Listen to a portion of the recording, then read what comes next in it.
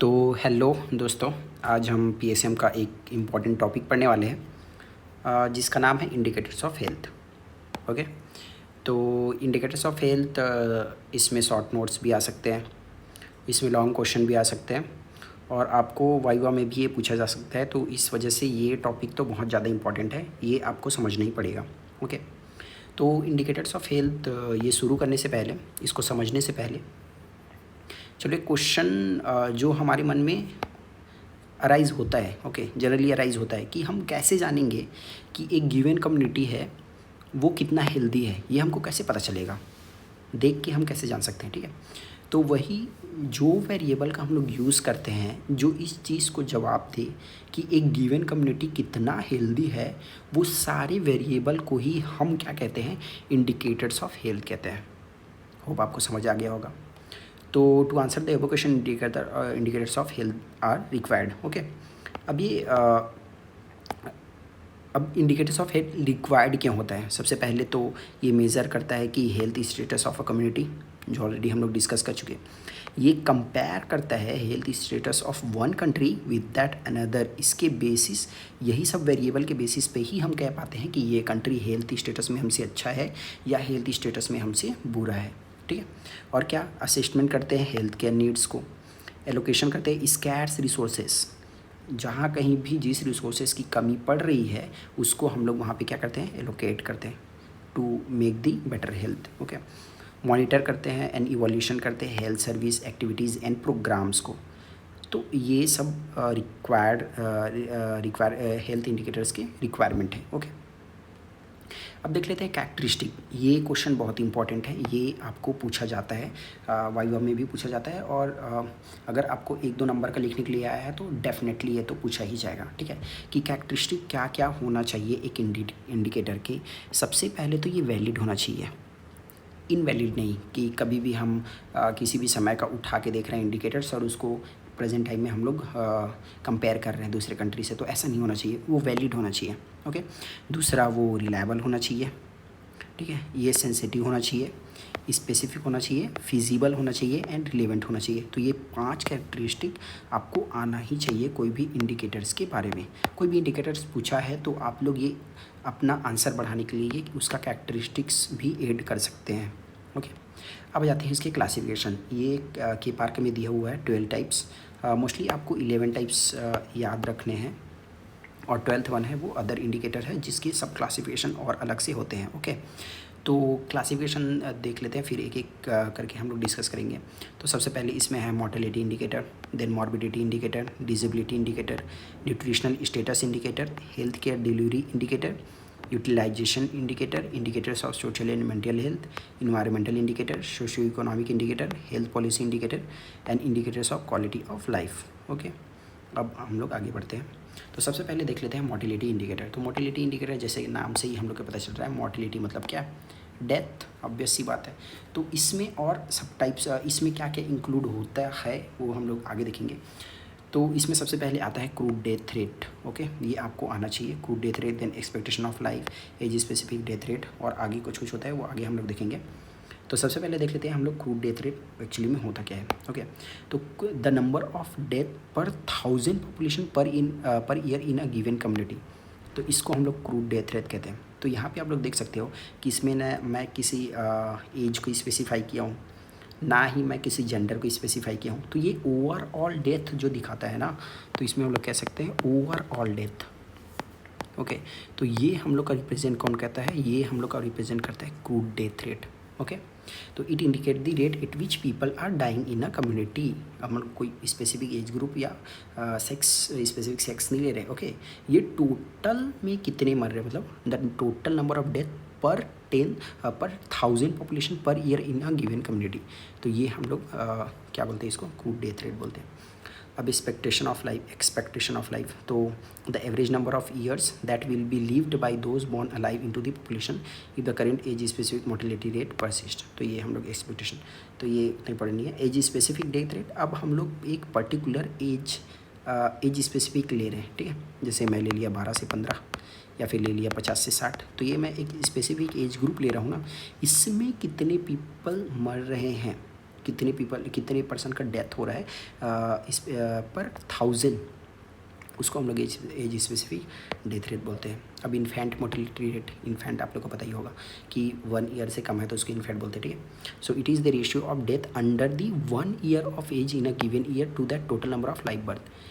1 साल से कम वाले बच्चे कितने का डेथ हो जाता है पर किसमें, total number of live birth in that same year, इसको हम लोग इन्फेंट मोर्टेलिटी रेट कहते हैं, ठीक है। अब चाइल्ड डेथ रेट क्या होता है, ये इससे थोड़ा सा डिफरेंस होता है। इसमें हम लोग 1 ईयर लिए थे ना, ये 1 ईयर, इसमें हम लोग लेते हैं 1 to 4 year in a given, 1 to 4 year in a given year. यहाँ पे कन्फ्यूज मत होना, 1 to 4 ईयर मतलब एज ग्रुप जो बच्चे लोग का डेथ हो रहा है उस कौन से एज ग्रुप वालों का, 1 से 4 ईयर का in that particular given year, okay, पर 1000 children in that age group, okay. तो इसको हम लोग चाइल्ड डेथ रेट कहते हैं। और लास्ट आ जाता है ये हम लोग का मैटरनल मोर्टेलिटी रेट, ओके। ये आपसे पूछा जाता है यार, मैटरनल मोर्टेलिटी रेट भी होता है और मैटरनल मोर्टेलिटी रेशियो भी होता है, तो उसको देख लेना, ठीक है। रेशियो मतलब क्या होता है, रेशियो मतलब क्या होगा आपका जो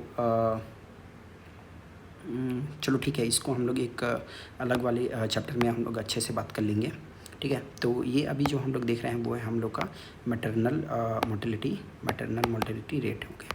तो ये क्या है, the total number of maternal death in a given period per population of women who are in the reproductive age group, इसको हम लोग मैटरनल मोर्टेलिटी रेट कहते हैं।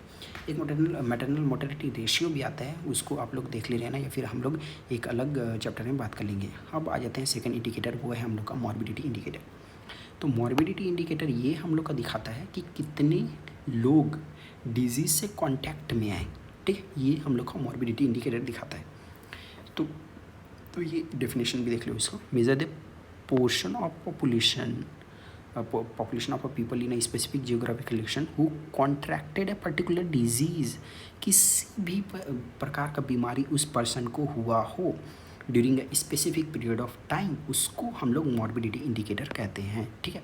अब इसमें क्या क्या आते हैं मॉर्बिडिटी रेट, इसमें सबसे पहले आते हैं इंसिडेंस एंड प्रीवेलेंस। ये 2 वर्ड आपको आनी चाहिए, इंसिडेंस क्या होता है, प्रीवेलेंस क्या होता है।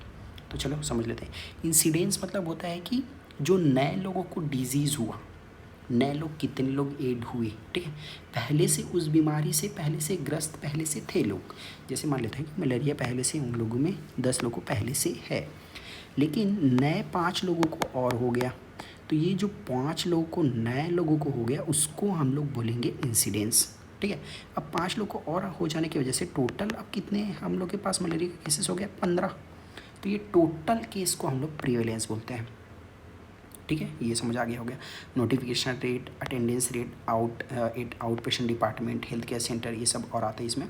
ड्यूरेशन ऑफ स्टे इन इसमें आता है स्पेल ऑफ सिकनेस, ये सब आता है, ठीक है। अब आते हैं हम लोग थर्ड वन, ये है हम लोग का डिसेबिलिटी रेट, ओके। अब कोई किसी पर्सन को डिसेबल तो हुआ, लेकिन उस डिजीज़ तो हुआ, लेकिन डिजीज़ कहाँ लीड कर गया उसको, डिसेबिलिटी की ओर लीड कर गया।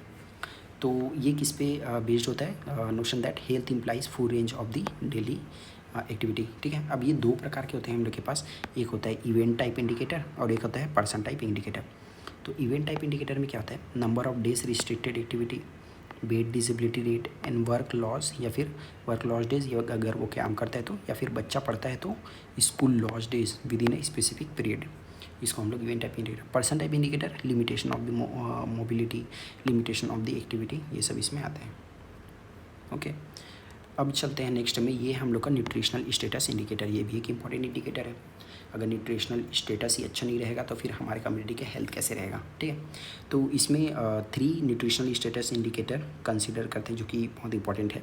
इसमें होता है सबसे पहले एंथ्रोपोमेट्रिक मेजरमेंट, ये प्री स्कूल चिल्ड्रन में किया जाता है, ये आप लोग पीडियाट्रिक्स में भी बहुत काम आएगा, वहाँ पे आपके प्रैक्टिकल में बहुत काम आएगा, तो ये आपको देख लेना, ठीक है। हाइट, उसके बाद at some weight of children at school entry and prevalence of the low birth weight, ये 3 इंपॉर्टेंट चीज़ है जिसको मेज़र किया जाता है किसके अंदर, न्यूट्रिशनल स्टेटस इंडिकेटर के अंदर। बोलते हैं हेल्थ केयर डिलीवरी इंडिकेटर, एक कंट्री का हेल्थ केयर डिलीवरी जितना अच्छा रहेगा वो कंट्री उतनी ज़्यादा हेल्दी रहेंगे, ठीक है। तो उसको हम कैसे चेक करेंगे कि एक कंट्री है जो अपने पीपल को अच्छा हेल्थ केयर प्रोवाइड कर रही है, इसके क्या मेजर्स रहेंगे, तो वो इसमें इंक्लूड रहते हैं। तो सबसे पहले डॉक्टर पॉपुलेशन रेशियो, पर पॉपुलेशन कितने डॉक्टर है, पर 1000 पॉपुलेशन कितने डॉक्टर है, ये सब रहता है। उसके बाद doctor nurse ratio, population bed ratio, population per health sub centre and population per train birth attended. Okay, ये सब आता है इसमें। अब यूटिलाइजेशन रेट, अब गवर्नमेंट तो हमको सर्विस प्रोवाइड कर रही है, लेकिन उसको कितने लोग यूटिलाइज कर पा रहे हैं उसको हम लोग यूटिलाइजेशन रेट कहते हैं। ठीक है, तो वही प्रोपोर्शन ऑफ इन्फेंट, जैसे कि अब EPI डिजीज़ है, ठीक है, तो कितने प्रोपोर्शन ऑफ इन्फेंट है जो कि इम्यूनाइज्ड हो गए। अब गवर्नमेंट तो इम्यूनाइजेशन के लिए प्रोग्राम चलाती है, लेकिन सब लोग लिए क्या, नहीं ले पाए, तो कितने लोग ले पाए वो हम लोग को यूटिलाइजेशन दिखाएगा ना।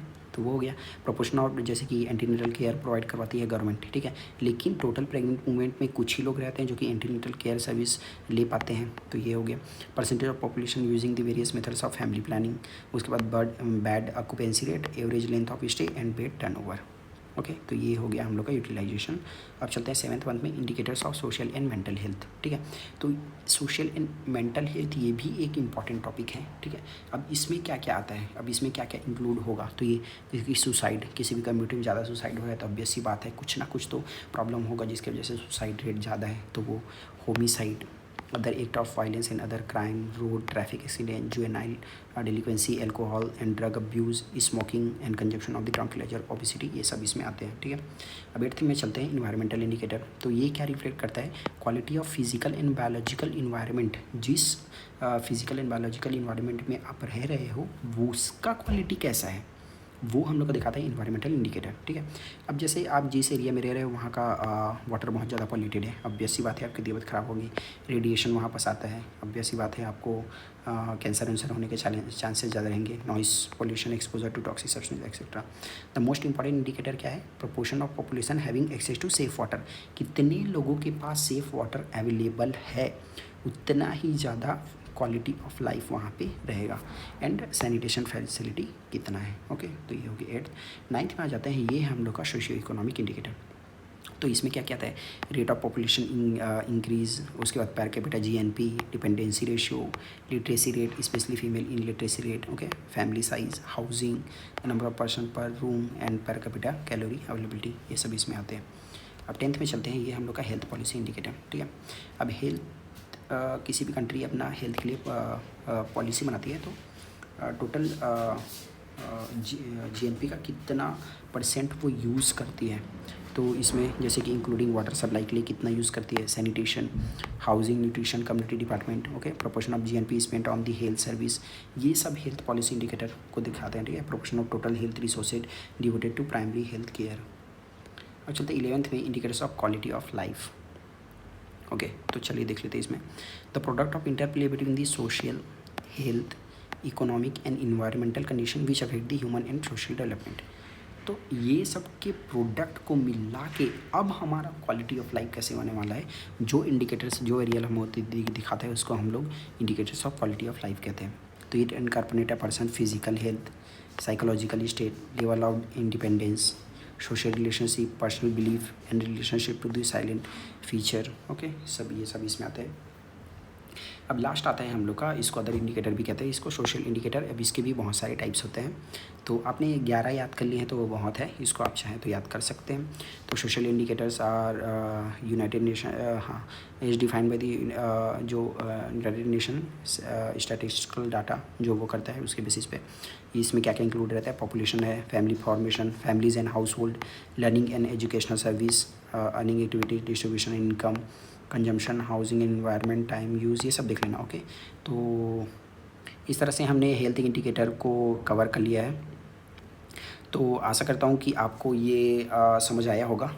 उतनी एक्साइटिंग वीडियो तो नहीं थी, लेकिन ठीक है, आप एग्ज़ाम के पहले थोड़ा सा देखेंगे या फिर इसको कहीं पे लिख के चिपका लेंगे तो डेफिनेटली ये आपको याद हो जाएगा, और वाइवा के लिए तो इम्पोर्टेंट है, ये आपको पढ़ के जाना है।